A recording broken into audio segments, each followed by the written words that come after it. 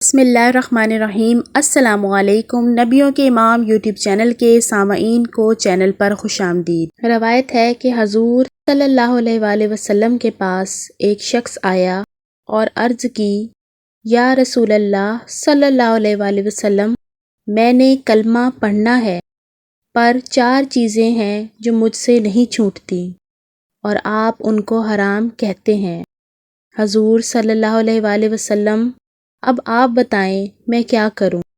حضور صلی اللہ علیہ وآلہ وسلم نے فرمایا، بتا وہ کیا ہے؟ وہ شخص کہنے لگا، میں شراب کا عادی ہوں، مجھ سے نہیں چھوٹتی، میں چوری کا بھی عادی ہوں، میں زنا کا بھی عادی ہوں، اور چوتھی بیماری یہ ہے کہ میں جھوٹ بہت بولتا ہوں۔ اب ان بری عادتوں کے ساتھ میں کلمہ کیسے پڑھوں؟ آپ کے دین میں یہ سخت منع ہے، مجھ سے یہ کام چھوٹتے نہیں، اب آپ میرے لیے کیا حکم فرماتے ہیں؟ حضور صلی اللہ علیہ وآلہ وسلم کو اللہ تعالیٰ نے بڑی حکمت سے نوازا ہے۔ حضور صلی اللہ علیہ وآلہ وسلم کہنے لگے، میرے ساتھ ایک سودا کر لے، 4 میں سے ایک چھوڑ دے اور کلمہ پڑھ لے۔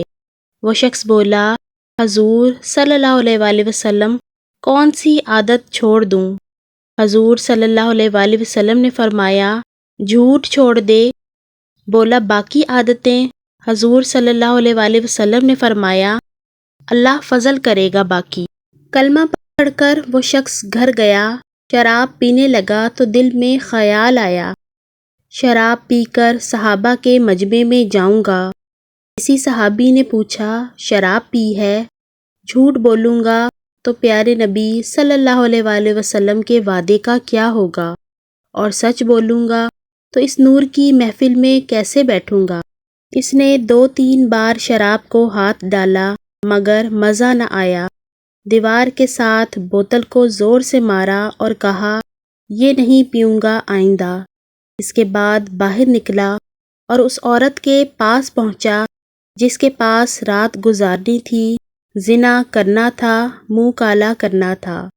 وہ عورت بولی، سنا ہے تو نے کلمہ پڑھ لیا ہے؟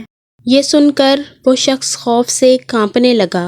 اس نے سوچا، اگر جھوٹ بولتا ہوں کہ میں نے کلمہ نہیں پڑھا تو حضور صلی اللہ علیہ وآلہ وسلم کے وعدے کا کیا ہوگا، اور اگر سچ بولتا ہوں کہ کلمہ پڑھ لیا ہے تو اس عورت کے قریب کیسے جاؤں؟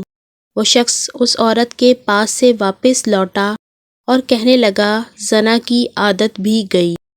صبح کہیں باہر گیا تو کسی کا مال پڑا دیکھا، جس کا مال تھا وہ غفلت میں کھڑا تھا، چوری کرنا بہت آسان تھا۔ مال چوری کرنے لگا تو خیال آیا، یہ صبح تفتیش کرے گا۔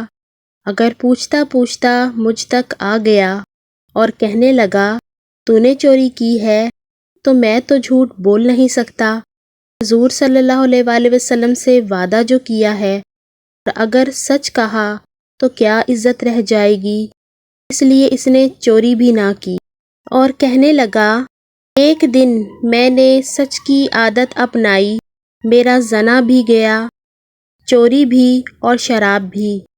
اگلے دن حضور صلی اللہ علیہ وآلہ وسلم کے دروازے پر گیا، صحابہ اپنا اپنا کام کر رہے تھے، وہ شخص بس حضور صلی اللہ علیہ وآلہ وسلم کا چہرہ مبارک دیکھ رہا تھا۔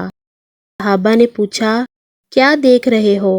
اس نے کہا، اس نبی کا کمال دیکھ رہا ہوں کہ ایک جھوٹ چھڑوایا تو اللہ تعالیٰ نے سارے تقوی عطا کر دیے۔